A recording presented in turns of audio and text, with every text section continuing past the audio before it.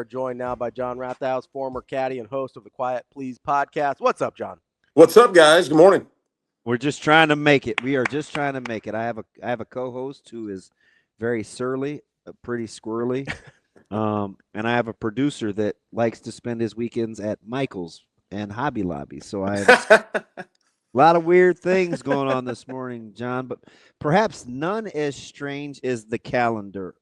Have you become accustomed to the PGA calendar now and how it scheduled its events? Yeah, maybe not as much. I don't know. It feels like it's been a long time between the Masters and now, but then this thing used to be back in August. So I don't know. It kind of snuck up on us in a way, but it's nice that, there's not maybe as long a break as there used to be. John, so let's talk about the PGA here because, it's unlike, obviously, the Masters. You jump around a lot. You don't really necessarily have a great feel for what the course is going to be like if you don't follow this super closely. So talk to me about Quail Hollow and some of the challenges it presents and some of the opportunities it'll present for certain types of golfers. Yeah, so this is an interesting week for the PGA, just because a lot of times you're kind of going to places that, maybe you see once every 5 years, every 10 years. And this is a week where a lot of the guys in the field will have a ton of reps on this golf course because it's the regular stop on the PGA Tour around this month of the season too. So I've had a chance to caddy out there a number of times. It's a tremendous test. It's always in amazing condition. They're one of the few courses that have like a sub-air system underneath their greens like you see at Augusta, so they can suck that moisture out. So I know they've got a lot of rain already, but the green should be nice, and they should be able to get them firm by the end of the weekend. It's very long. And the greens get really fast. It's a good test of your irons. There's a little bit of short game nuance there. And then the putting, like I said, it can get pretty tricky and speedy. Off the tee, though, it's like bombs away. And you can see with Rory how well he's done there over the years, why it's such a good fit. There's some other ways to get it done there. But it's a really good test. They've tinkered with the course a little bit in recent years, but I like it overall. Yeah, length doesn't seem to bother a lot of these guys anymore. So when you're looking at a course like this where there is such familiarity, how much do you think like shot shaping or even being able to envision a shot, is this a pretty straightforward course, relatively speaking, as you look at before we get into kind of like capping the particular golfers? Yeah, I mean, I think off the tee it is. It's just, the fairways are a little wider. They'll be even wider now with all the rain. The targets are very apparent. I mean, I will say that certain guys, like a guy like Xander Schauffele, like his caddy commented about how, Xander plays well there because he can get really good lines off the tee. Patrick Reed's played well there. He tends to drive it well off the tee. I think when you start thinking about like from a strategic perspective and how it will maybe pay off as the week goes on, I think then you start to see that with the second shots right into the greens and where to leave yourself.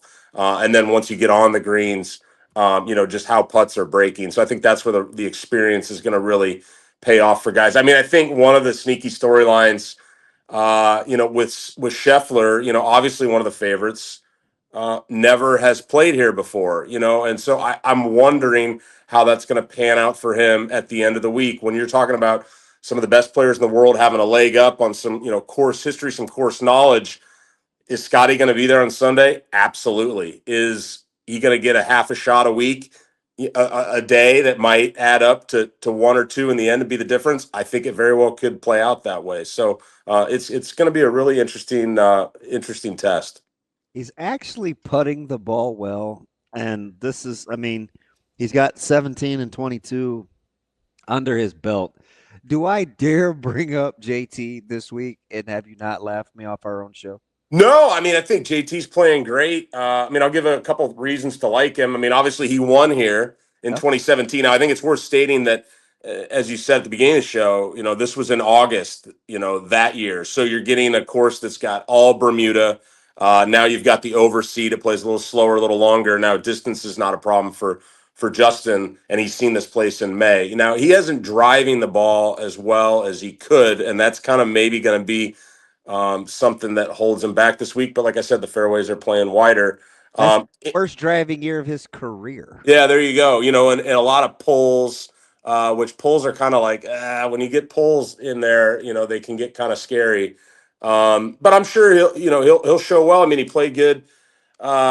Well, he won a couple weeks ago. I think, from a caddy perspective, he had that win. We were kind of talking about him at Augusta, and he didn't pop that week, and then he went and won the next week, and he had, his replacement caddy on the bag because his caddy was injured, in Joe Griner. They go out and get a win, and then now Joe's with Colin Morikawa, and JT brings back his old caddy, which is great, and he goes and finishes second last week with his old, reliable caddy on the bag. And so I think that's kind of interesting, how Ravi's back on the bag this week and Justin's playing well, but they haven't won in a while as a duo, right? He got that win with Joe Griner about a month ago. So I think that's kind of in JT's favor.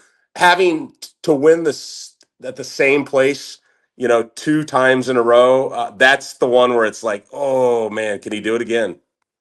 John, when we're talking about a guy like Rory McIlroy here, you mentioned him kind of off the tee and then how he could do well here. Do you think getting that sort of decade-long major drought kind of off of his back plays into this here, or is it, hey, I've completed the career Grand Slam, I've kind of got it done? Like, how do you think mentally Rory is coming into this, coming off the Masters? I don't remember a guy, John, that's taken this long off between significant wins that is this heavily or highly thought of at this stage in his career like McIlroy. It's incredible. We almost left him for dead.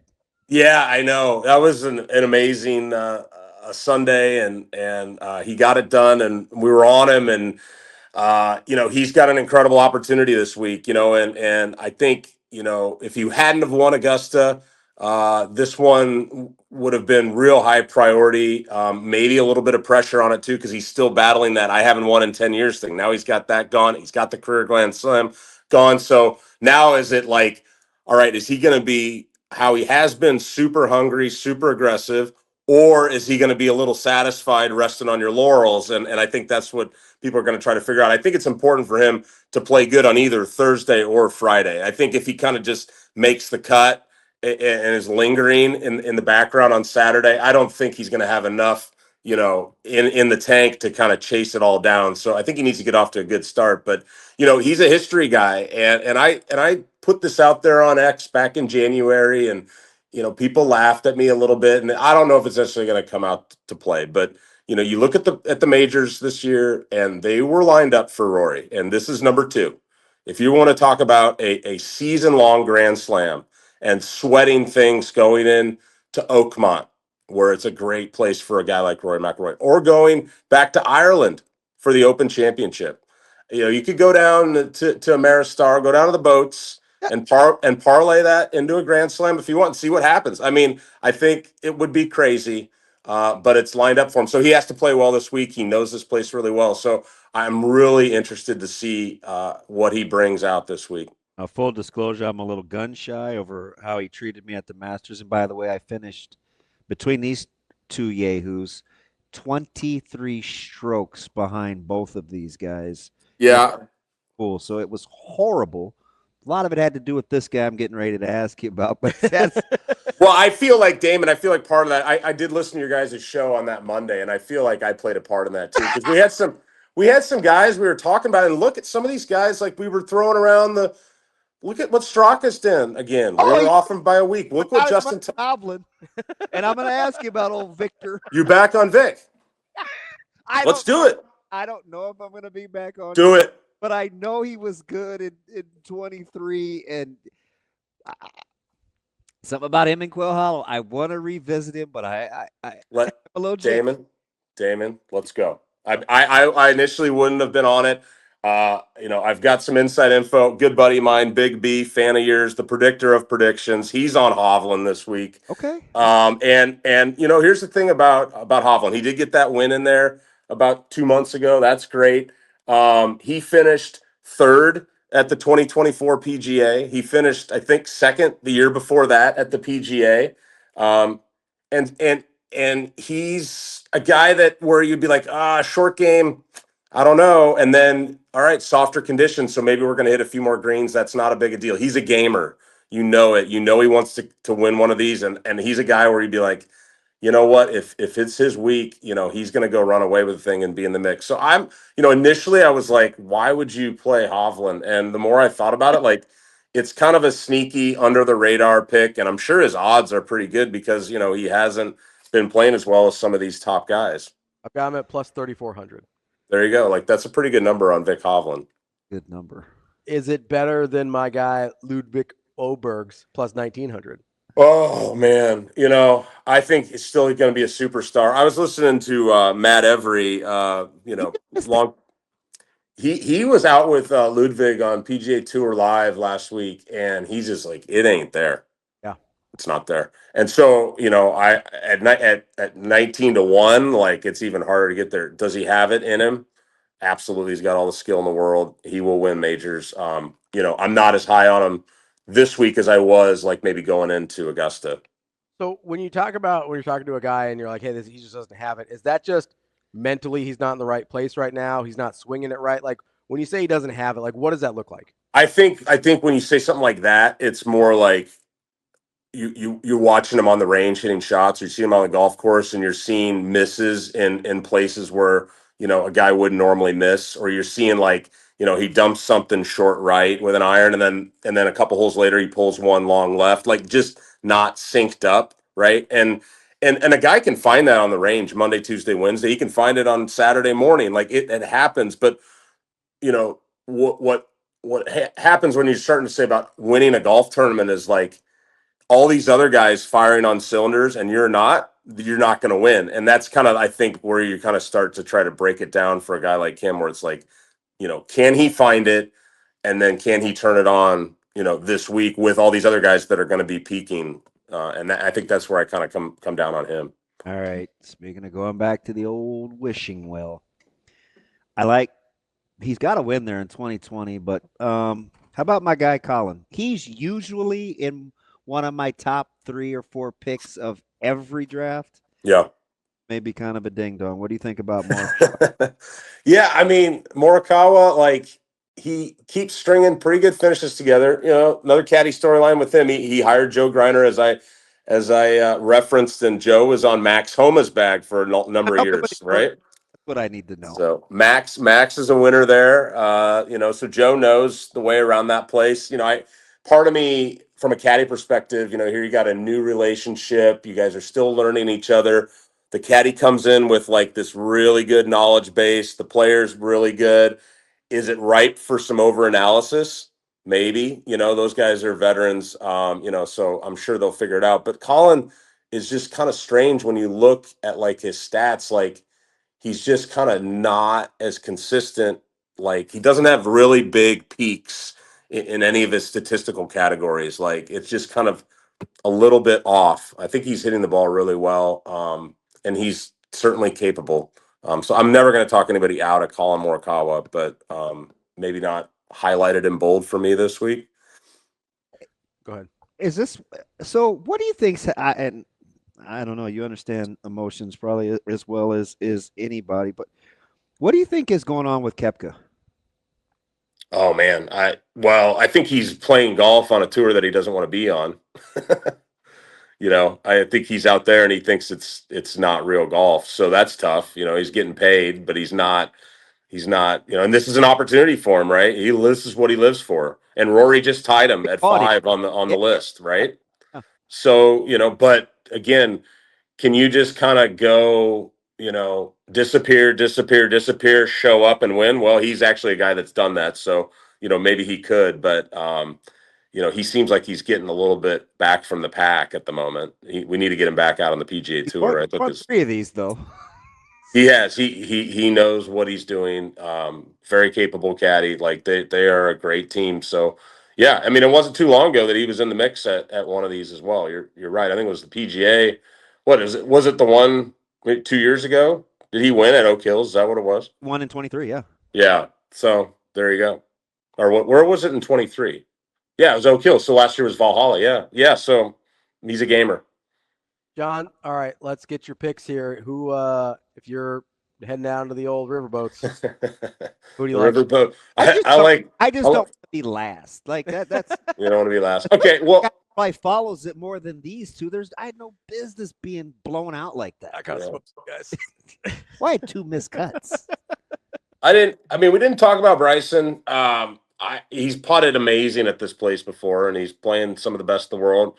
Maybe not as keen on him, but he probably will be there. I do like Rory this week. Now, you're not going to make any money on him. Another guy that's just, if you're looking for like kind of a sneakier down the board guy, Sung J M, has finished in the top 10 here his last 2 times around at Quail Hollow, and he's got 2 straight top 10s in the majors. Now, he doesn't bomb the ball, but he's playing pretty good. His short game's awesome. His irons aren't as good as they could be, but he's a guy like that's close enough that if he kind of found a good feel on the range here early in the week, I could see him finally getting himself in the mix on one of these. So I like Sung Jae this week. A lot of people are on Patrick Reed, which is kind of crazy to say. He finished second here in 2017. Okay. He finished third at the Masters a month ago. He's playing some really good golf on the Live Tour. He likes this place, but that's way down the board. And Patrick Cantlay's starting to heat up. He's never been good here, and we don't like taking Patrick. I know, but those are some ones I've got my eye on. I think Xander's interesting too. But maybe still with the slow start to the season. So I'm on Rory. I'm gonna ride that train until it's not there. And then I like Sung JM as my sneaky play. I need a doable long shot. Talk to me about Corey Connors. Sure. Yeah, Corey's great. I mean, we could get even like, crazier on long shots, and you could go like with the Chattanooga. The Chattanooga 3-ball, that's all playing good. You could go Keith Mitchell, Harris English, Steven Yeager. Do we get crazy with those 3? Like anything about guy coming off a win last week at the Tourist, Sepp Straka?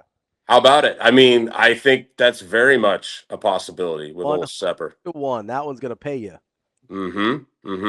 He's done well in the major before. He's got this signature under his belt now. Like, that guy is a horse. And he's got his other caddy, but he had a fill-in caddy last week, and now Dwayne Bach comes back on the bag. So there's another one where it's like, hey, you got it done with your buddy. Let's go get one ourselves right now. Now, I got to ask you about the Nikola Jokic of the PGA Tour. He just acts like he dreads being out there, but he's uber talented. Is it a good week to get back to hop back on the John Rahm train? Oh, man.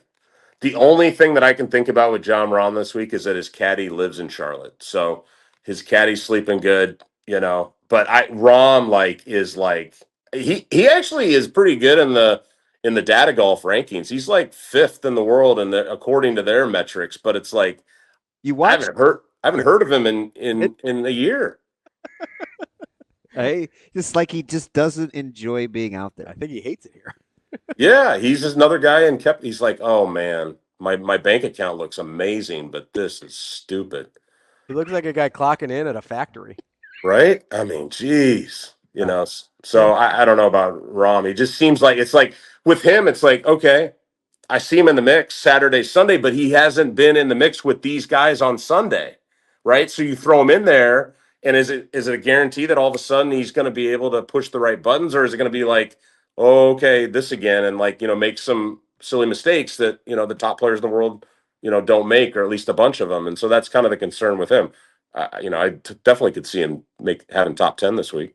That's John Rathouz, former PGA caddy, host of the Quiet Please podcast. John, appreciate the time. Never disappoint. Thanks, buddy. Thanks, guys.